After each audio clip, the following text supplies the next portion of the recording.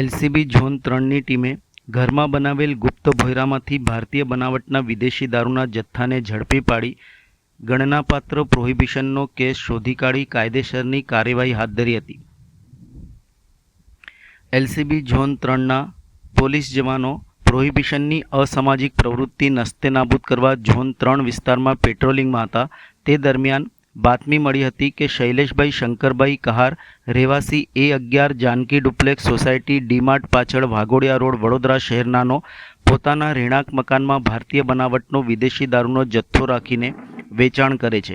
જે હકીકત આધારે માહિતી મુજબની જગ્યાએ રેડનું આયોજન કરી રેડ કરતા આરોપીના મકાનમાં બનાવેલ ગુપ્ત ભોંયરામાંથી ભારતીય બનાવટનો વિદેશી દારૂનો અલગ અલગ 24 બ્રાન્ડની કુલ 322 બોટલો કિંમત ₹3,26,884 સાથે એક ઇસમને પકડી પાડી પ્રોહિબિશન એક્ટ મુજબનો પાણીગેટ પોલીસ સ્ટેશનમાં ગુનો રજીસ્ટર કરાવી કાયદેસરની કાર્યવાહી કરવામાં આવેલ હતી. ઝડપાયેલ આરોપીમાં શૈલેષભાઈ શંકરભાઈ કહાર અને વોન્ટેડ આરોપી ચેતન ચંદુભાઈ કહાર રહેવાસી સ્લમ ક્વાર્ટર્સ નાલંદા પાણીની ટાંકી પાસે આજવા રોડ વડોદરા.